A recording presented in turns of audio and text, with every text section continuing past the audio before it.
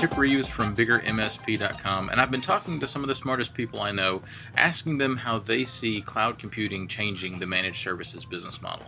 And so last but definitely not least for this series, I wanted to talk to Sonia Cuff.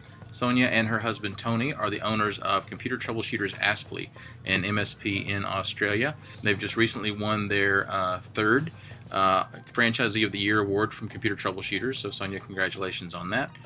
And Sonia's also pretty well known as the author of a blog called, now it's called Off the Scuff at offthescuff.com. Sonia, it used to be called One Girl's Geek Guide or something. What was it called? I think it was One Girl's Technology World or something. It was a bit of a mouthful. Well, if you don't know the title, then I certainly don't. But right. Sonia and her husband Tony have run a great managed services business for the last few years. So let me ask you the question, from your perspective as a managed services business owner, what do you see changing with your business as we move into this cloud-first environment, if we are moving into a cloud-first environment? How does that affect your business? It affects our business in a number of ways. Firstly, we have to manage an education and transition process with our existing clients into the cloud when we've traditionally looked after their on-premise environment. So that's challenge number one, is identifying the right opportunities for cloud and putting it in where it's a fit. And part of that is going in still with the understanding that we know their business, that we're doing the right thing for them, and we're choosing a technology solution now that is the right fit for their business. So you're not being perceived as somebody with all the cloud hype and yes, you must go cloud because it's the new thing. So you really need to talk to your clients about what the benefits are and where some cloud technologies are going to improve and enhance not only their technology but how they work and how they deliver their end product or service to their customers. So that's the first big challenge. So how do you see that working in terms of your vendor partnerships? Do you see yourself having more knowledge about a small group of cloud vendors, or becoming more of a middleman between your clients and a broader range of cloud vendors?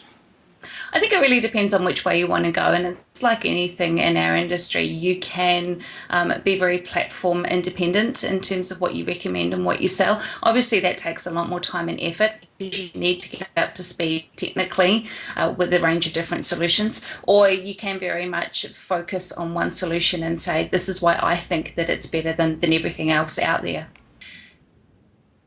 On an ongoing basis, the services we deliver to our customers are changing slightly. So yes, they still have devices, they still have an internet connection, they still call us when an email doesn't get to another person or if they get a delivery failure receipt. But in a cloud model, obviously, we have less control and less management over those systems that are providing those services. I'm not spending time looking after Exchange databases, for example. So the kind of services we're delivering to our clients definitely are changing. That change is a lot easier to adapt to when you are billing your clients based on deliverables and not on hours. And we've always said that in a managed services model, the more efficient you can be to achieve the same result, the better it is for you as an IT provider. So yeah, there still is a degree and an element of a service. They still come to us when they want a new user provisioning. There are still new devices to be set up and those kind of end user problems, but we have lost some control and we have lost some requirement to problem solve and fix things when it's being provided by a cloud service. Doesn't mean that we're not going to be needed at all. There certainly still is a role for us, particularly in the SMB space, where to them cloud is another service. So as a managed service provider, whether you're managing an on-premise service or you're managing a cloud service, they still need that hand-holding and that expertise and that fix-it stuff. Do you see, Robert Crane made the point that to be successful in a cloud environment, he thinks you need to either specialize and get deep into a particular vertical, or to broaden your base. Basically, that you're going to need a larger number of customers, kind of for the same reason that you're talking about, because you don't have as much control individually, and maybe the customers don't need as much from you individually, that you need a broader base. Would you agree with that? Yeah, absolutely. And that's a very valid point. I mean, you have a look at some good financial years that we've had, and most of them have included server hardware sales and software Mm. licenses refreshes. So you're not going to have that kind of boost to your bottom line on a hardware refresh cycle. Yes, with the end devices to some extent, but even still, we're finding that because we're taking more workload off the devices and off the on-premise servers and putting that in the cloud, we're actually extending the life. So the technology refresh cycle is longer Mm. as well. So I think he's very much right in terms of having to increase your customer base or go deep in a vertical. And the deep in the vertical one is really intriguing for us at the moment because we have a couple of industry verticals where we are exploring how to take that particular vertical to the cloud. And of course, once we've tackled the cloud challenges for some line of business applications, that's going to be applicable across that entire vertical. Mm. Well, that sounds good. So let me ask you the question that I've asked everybody else. Do you think that in this cloud first future, if it is a cloud first future, do you think the term managed service provider still applies? Do you think your customers understand that term, or do they even need to?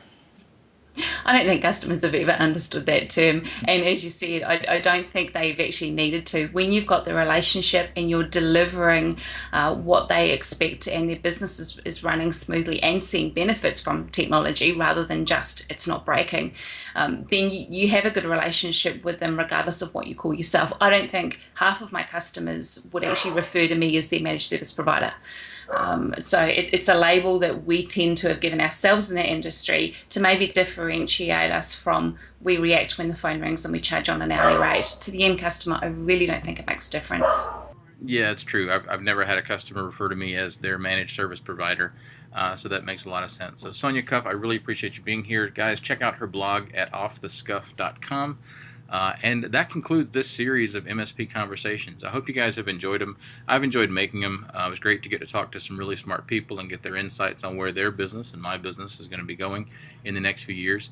If you like these videos, if you'd like us to do some more, just let me know in the comments. We'd love to keep doing them if there's interest. So thank you so much, and feel free to check out our website too at biggermsp.com. Thanks, guys.